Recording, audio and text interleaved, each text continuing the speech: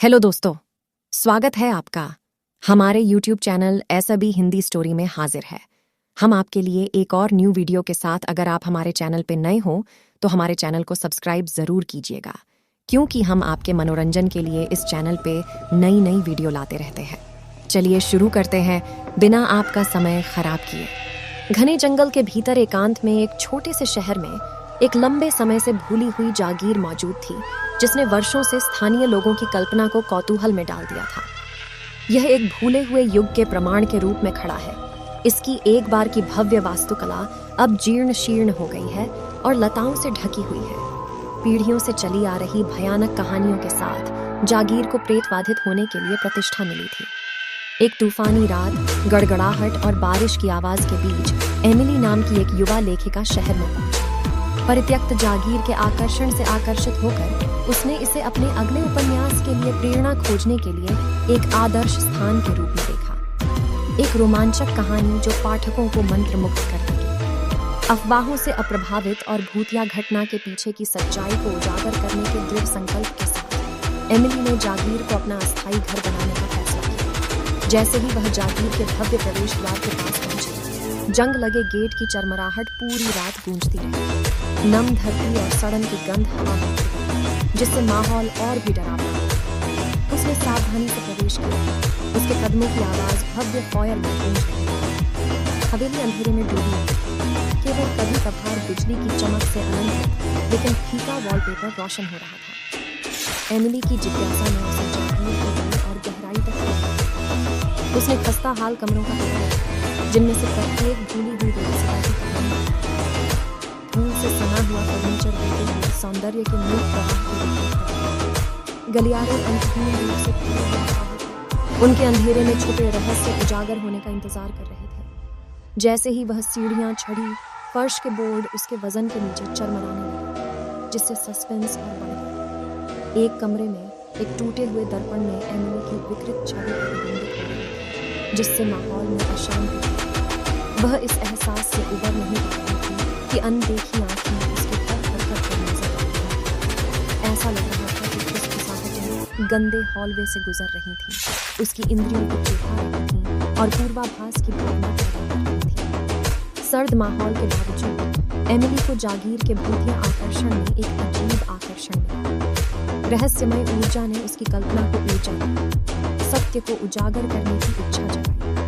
उसने अपनी नोटबुक के पन्नों में जागीर की भयानक उपस्थिति के सार को कैद करते हुए अपने अनुभवों का दस्तावेजीकरण करने का फैसला किया। जैसे जैसे रात बीतती गई, एमिली भूली हुई किताबों की अलमारियों से घिरी धूल भरी स्टडी रूम में बैठ गई। मोमबत्ती की रोशनी में उसने शहर के इतिहास में गहराई से खोजबीन की और जागीर के भूतियापन का सुराग खोजा। उसने अकथनीय घटनाओं, लुप्त हो चुके निवासियों और जागीर की विरासत के साथ जुड़े दुखद अतीत का विवरण खोजा।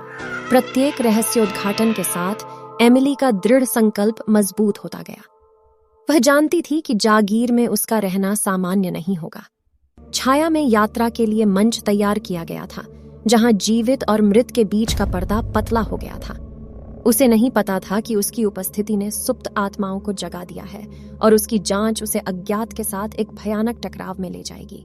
जैसे जैसे रात गहरी होती गई, एमिली ने आगे आने वाली भयावहता के लिए खुद को तैयार किया।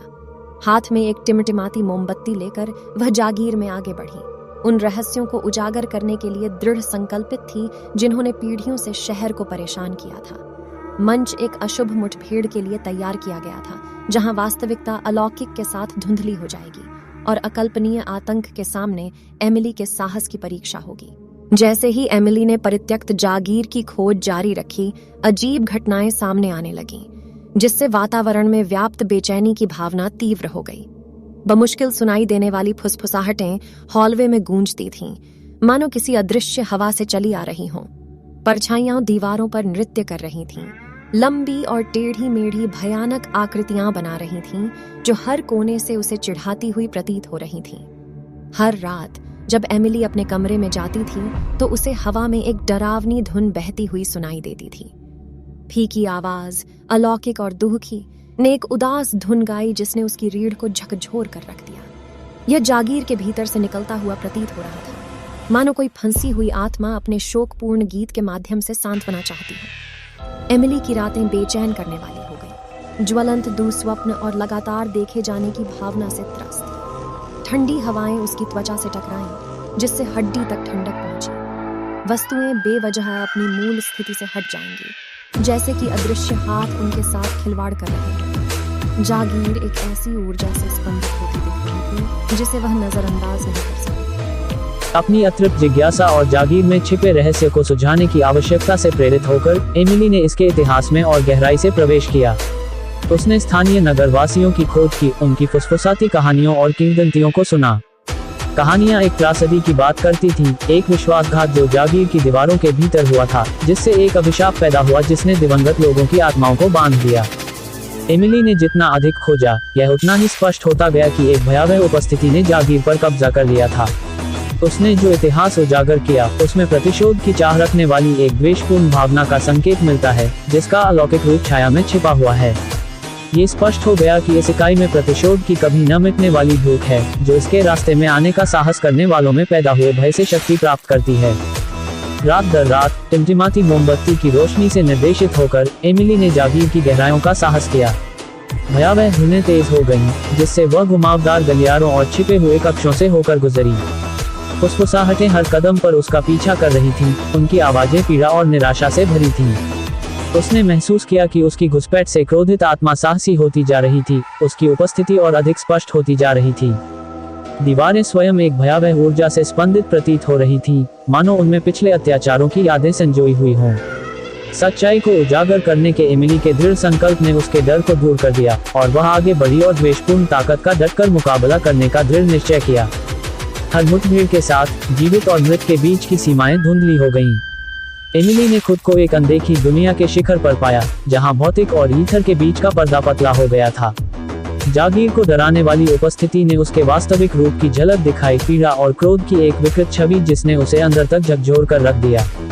फिर भी एमिली को पता था कि वह वापस लौटने के लिए बहुत आगे बढ़ चुकी है। प्रेतवाधित जागीर उसका जुनून बन गई थी, और जब तक वह आत्मा के क्रोध के स्रोत की खोज नहीं कर लेती और उसकी पीड़ा को समाप्त नहीं कर देती, तब तक उसे चैन नहीं मिलता था। अपने बढ़ते ज्ञान और अडिग संकल्प के साथ वह उस प्रतिशोधी इकाई का सामना करने के लिए तैयार हो गई जिसने जागीर पर कब्जा कर लिया था, ये जानते हुए कि जिस लड़ाई का उसने सामना किया वह उसकी सीमाओं का परीक्षण करेगी और उसे अपनी विवेक की कगार पर धकेल देगी। हमारी वीडियो देखने के लिए धन्यवाद। जल्द ही मिलेंगे हम इस वीडियो के दूसरे भाग में। तब तक के लिए बाय दोस्तों। उम्मीद करती हूँ आपको हमारी वीडियो अच्छी लगी होगी।